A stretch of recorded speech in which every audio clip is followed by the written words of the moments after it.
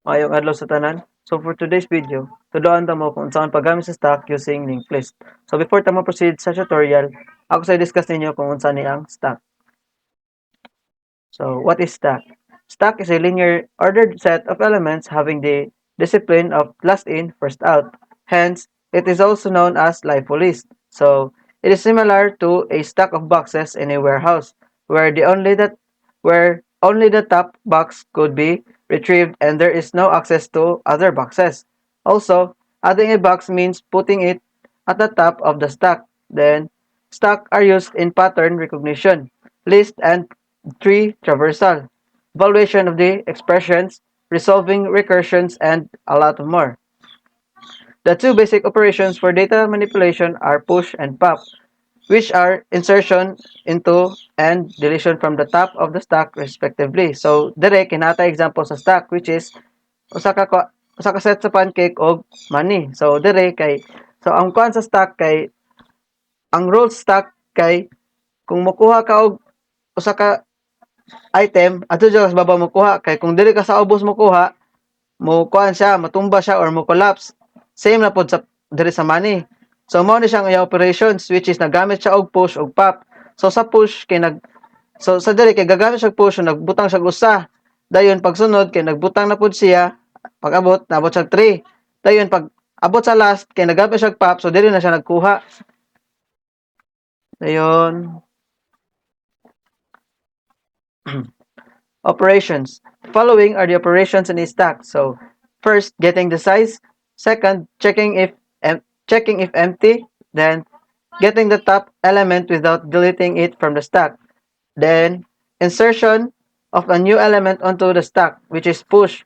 So, next, kay deletion of the top element from the stack, which is pop.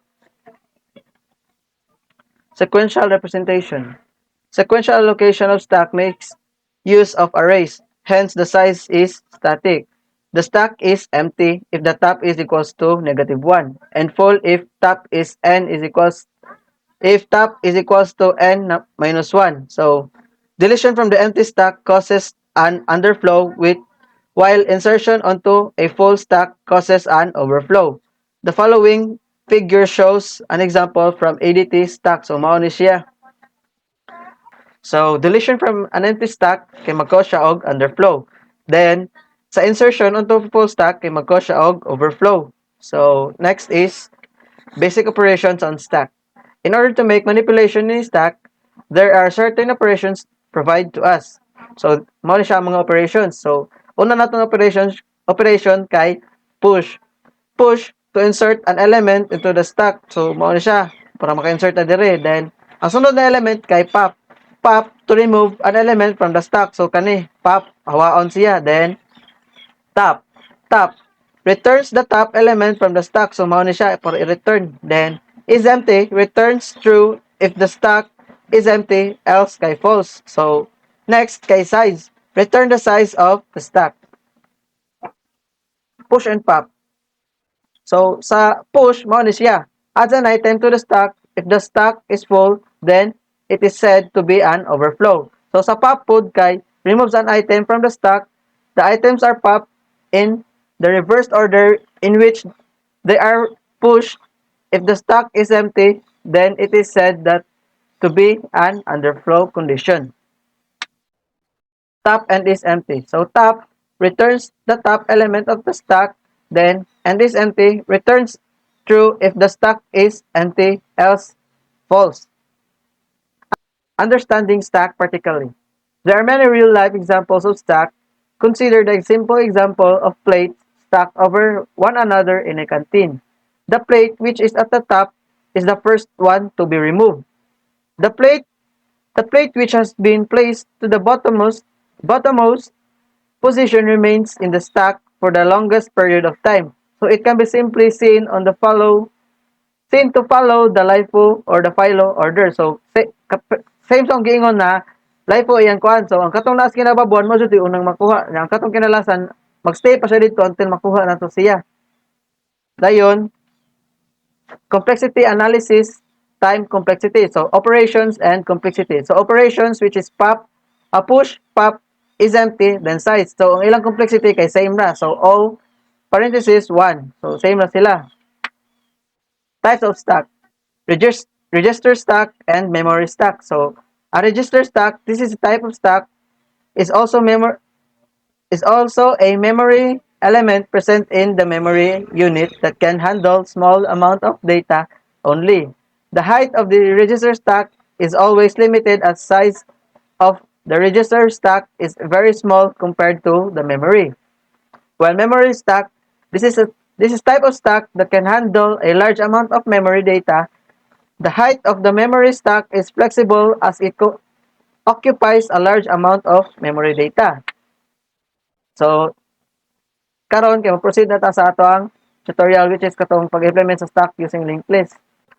So karon, tudloan ta mo kung unsaon paggamit ang stack using linked list. So mao ni siya ang atong example code. So mao ni at ang akong i-explain kung unsa iyang paagyan niya og giunsa pagkuha ang mga output. So mao ni ang output. Mao ni siya. 10 is push from stack, 20 push to stack, 30 push to stack, then 3 pop from stack, top element is 20, element percent in stack 20 and 10. So, ang una ni kimo sa main method which is mao di unahan og basa sa compiler inig program na to. So, kamana kay mag instantiation ta which is stack linked list nya atong ngana natong object og SLL is equals to new stack as linked list. So, sa dili na part kamana kay naggamit ta og push method which is naa siya tulo ka elements. Ang tulo ka push method na na elements 10, 20 and 30. So una ari ta sa 10. So mao ni siya ang kuan, yung output. So nakuha na siya kay tungod ani. So push method man ta dire. So ari ta sa method sa push. So dire. So public void push int data. So ang atong int data, ang value nato dire kay 10. Dayon, ga-instantiate na sad ta dire stack node nya nga sa tong object kay new node is equals to new stack node dayon data. Gi-call na to ang data which is 10. So 10 siya dire. If root kuno is equals to null, so since false man siya, proceed ta sa else dili ta mo are sa root equals new node kay false man siya. So stack node temp is equals to root, then root is equals to new node dot next equals to temp. So iyang system.out println, so data which is 10 push to stack. So mao ni siya na output. Kaman ana, since napa may sunod sa push method which is 20, so mao na sa natong kanon output. So balik na sa babaw.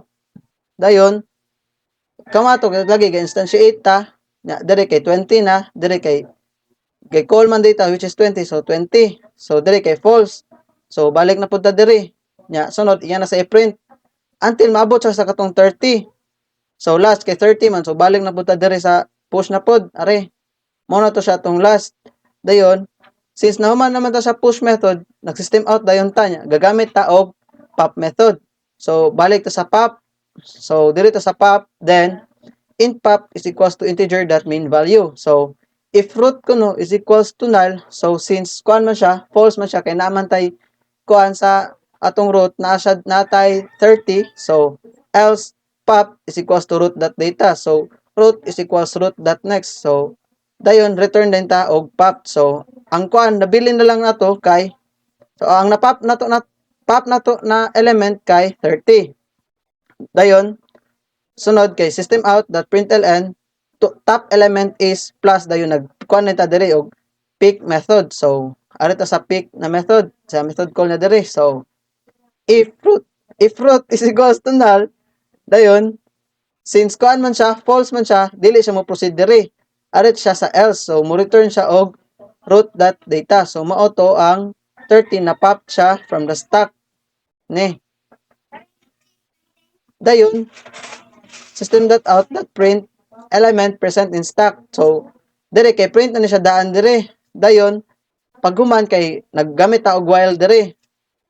Dayon paghuman kay is not equal man ni siya dire nya gamit ta og SMT na method. So balik ta sa babaw na dire ang SMT na method ato pangitaon. So dara public boolean is empty. So if ang root kuno is equals to null, so since kuan man siya naman ni siya value ang atong root, so dili siya ma-true. So ari ta sa one else which is mo return siya og false, dayon mo proceed siya dire sa ubos. So, ikaw man sa while kay mo proceed ta diri sa ubos na system out at print. So, diri kay ga call na pud siya og pop method. So, diri kay ang gi-pop diri kay 30 man. So, diri kay ga-pop man siya. So, ang mabili nilang kay 20 og 10. So, mao ni siyang na output ni ang elements present in stock is 20 of 10. And that's all. Thank you.